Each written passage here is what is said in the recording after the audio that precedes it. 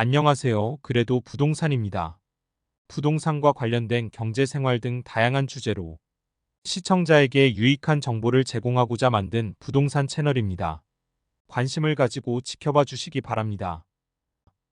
이번 시간에는 계약갱신 청구권 전월세 상한제와 함께 임대차 3법의 하나인 전월세 신고제에 대해 알아보는 시간을 갖고자 합니다.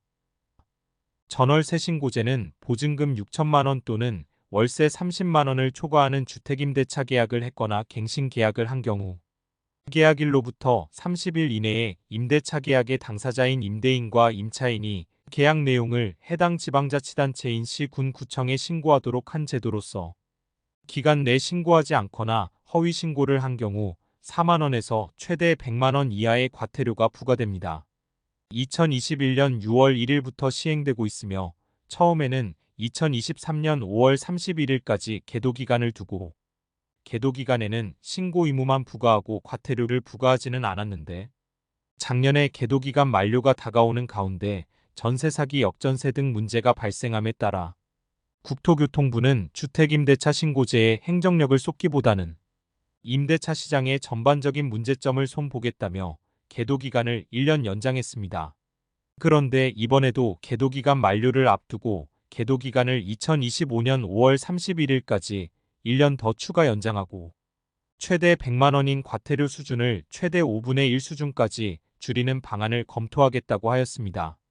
이번 연장은 과태료 부과에 앞서 자발적인 신고 여건을 조성하고 이사가 잦은 주거 취약층을 고려하여 과태료 수준도 완화하기 위한 조치라고 하는데 과태료 인하를 위해서는 법령 개정이 필요하므로 그 결과는 지켜봐야 할 것 같습니다.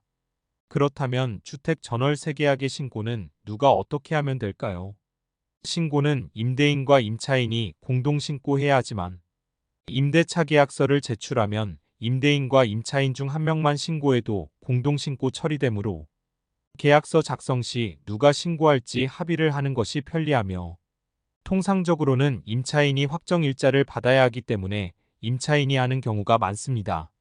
임대인과 임차인이 공동 서명 또는 날인한 주택임대차 계약 신고서와 주택임대차 계약서를 가지고 임차주택 소재지 관할 주민센터를 방문하여 신고하거나 부동산 거래 관리 시스템에서 계약서를 첨부하여 온라인으로 신고할 수 있습니다. 그리고 2024년 7월부터는 임대차 계약을 체결한 자리에서 모바일로 바로 신고할 수 있는 시스템을 선보인다고 합니다. 한편 주민센터에서 임대차 계약 신고 시 계약서를 제출하거나 부동산 거래 관리 시스템에서 계약서를 첨부하여 임대차 계약을 신고하면 수수료 없이 확정일자가 자동으로 부여됩니다. 이와 같이 전월세 신고제는 확정일자, 자동 부여 등 임차인의 권리 보호에 기여하고 있으며 임대차 실거래 정보의 투명성이 확보되어 임대인과 임차인의 정보 비대칭 완화와 같은 순기능도 함께하고 있습니다.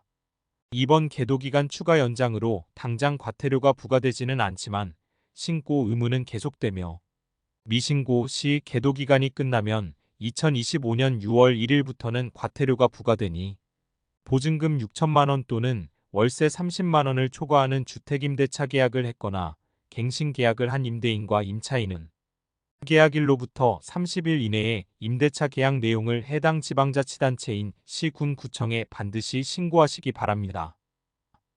끝까지 시청해 주셔서 감사합니다. 오늘 내용도 많은 도움이 되셨는지요? 여러분의 구독과 좋아요는 제작자에게 큰 힘이 됩니다. 그래도 부동산이었습니다.